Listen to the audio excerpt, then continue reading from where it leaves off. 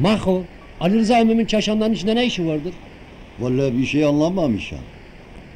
Lo bunlar mezraya gidiyor değil mi? Ha niye gidiyor ki? Ula bunlar Barzan'la Heline baskına gidiyorlar. Ne helali ne barzanı? Mezradakiler tilki değildir akıllım. En iyisi köye haber verem. Tilki demiştin.